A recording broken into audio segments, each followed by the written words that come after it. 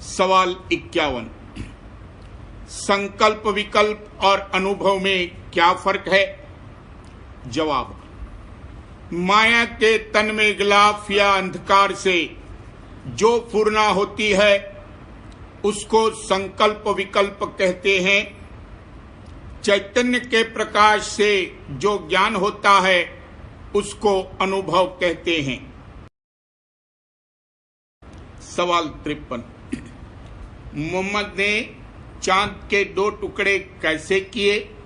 जवाब, चांद से मतलब इस चंद्रमा से नहीं है, ये तो उपग्रह है। छठे चक्र का चंद्रमा जो कि 10वें द्वार से मुताबिकत रखता है, यानी उसकी छाया है, उससे मतलब है। मोहम्मद ने इसके 2 टुकड़े किए, यानी उस स्थान को चीर कर बैठे। वाणी में भी कहा है, 5 रंग निरखे तत् सारा, चमक बीजली चंद्र निहारा, फोड़ा तिल का द्वारा हो। मोहम्मद की रसाई सहस्दल कमल के नीचे तक थी। उनको दूर ही से घंटे की आवाज सुनाई दी और ज्योत का दर्शन पर्दे में हुआ और बुराक यानी बिजली की धार पर सवार होकर मेराज हुआ। सवाल 54। प्राणों का अभ्यास किस तरह करते हैं? जवाब, प्राणायाम की कई एक क्रिया है, मसलन पूरक, कुंभक, रेचक, यानी प्राणों को खींचना, ठहराना और उतारना।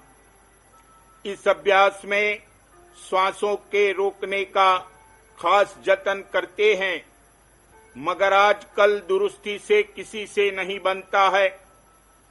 पागल हो जाते हैं या चोला छूट जाता है, क्योंकि इसके संयम बड़े खतरनाक हैं। प्राण जड़ हैं, सूरत की ताकत से चैतन्य हो रहे हैं।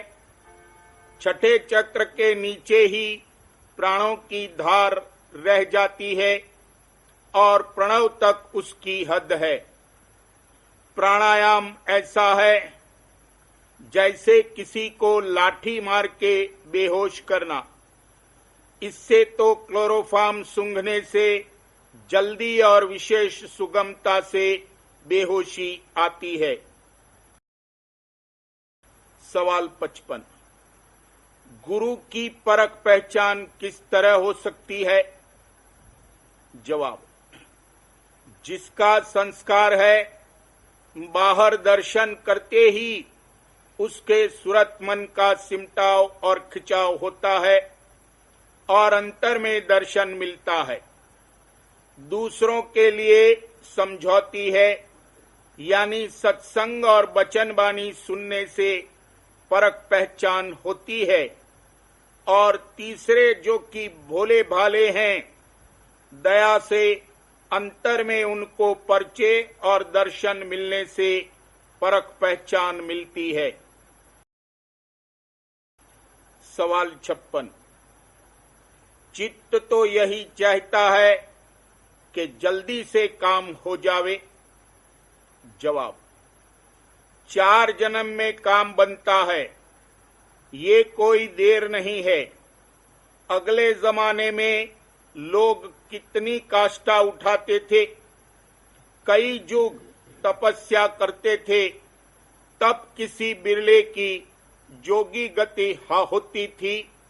और आजकल ऐसी दया है कि घर बैठे हुए जो कोई चित्त से तन मन धन की न्यौछावर करे तो काम उसका फिलफार बनता है। सवाल 57। 4 जन्म किस तरह रखे गए हैं? जवाब, एक एक जन्म में 3-3 चक्र तय होते हैं। गुदा, इंद्री, नाभि पहला जन्म समझना चाहिए। यहां अभी ये नर पशु है। हृदय चक्र में नर होता है। हृदय कंठ छठा चक्र दूसरा जन्म है, यहां देवगति होती है। सहस्दल कवल त्रिकुटी शून्य में तीसरा जन्म होता है, यहां हंस गति हासिल होती है। महाशून्य भंवर गुफा सत्यलोक में पहुंचकर चौथा जन्म होता है, यहां परमहंस गति को प्राप्त होता है। जो कि संस्कारी हैं वो एक ही जन्म में 2 जन्म की कार्रवाई कर लेते हैं, फिर दूसरे जन्म में इनका तीसरा जन्म शुरू होता है।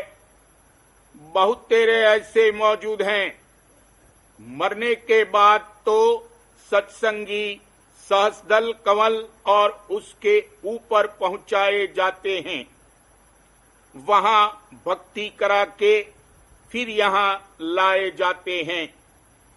फिर अभ्यास करके जब चढ़ाई करते हैं तब उनका वो स्थान पक्का होता है। अगर कोई उपदेश लेके छोड़ देता है और अभी भक्ति नहीं की है या किसी ने सिर्फ दर्शन किया है तो उस पर अभी गोया बीजा पड़ा है, दूसरे जन्म में उसका पहला जन्म शुरू होगा। सवाल 58, बीमारी से भक्ति में क्या हर्ज नहीं होता है? जवाब, बीमारी में भक्त जन के सूरत मन और ज्यादा सिमटते और चढ़ते हैं, इसमें दया है, हर्ज नहीं है। सवाल 59, किस हालत में झूठ बोलना जायज है? जवाब, दरोग मसलहत आमेज बेह अज रास्ती फितना अंगेज। ऐसा झूठ बोलना जिसका परिणाम ये हो कि शांति प्राप्त हो जाए और विघ्न दूर हो जाए, ऐसे सत्य बोलने से बेहतर है जिसका परिणाम झगड़ा फसाद और अशांति हो। मसलन किसी के घर में चोर घुसने वाला है या कोई किसी को मारने का इरादा करता है तो उसको झूठ बोलकर बहका देना ये कोई गुनाह नहीं है, बल्कि सबसे बेहतर है, यानी जिसमें किसी दूसरे का हर्ज नुकसान न हो और अपनी नीयत साफ है तो वो झूठ नहीं है। अगर कोई फिजुल बकता रहे कि मेरे बाप दादा ऐसे थे वैसे थे और कहे कि इसमें किसी का हर्ज नहीं है इसलिए झूठ नहीं है, तो ये नादानी है और ऐसा शख्स जरूर धोखा खाएगा। सवाल 60, कौमी कर्म किसको कहते हैं? जवाब, किसी गांव या शहर के लोगों के नाकिस कर्मों का जब एक ही वक्त में आकाश मंडल में मजमुआ होता है तब उनका सूक्ष्म असर मरी, अकाल या और कोई मुसीबत का रूप लेकर नाजिल होता है। इसको कौमी नेशनल कर्म कहते हैं।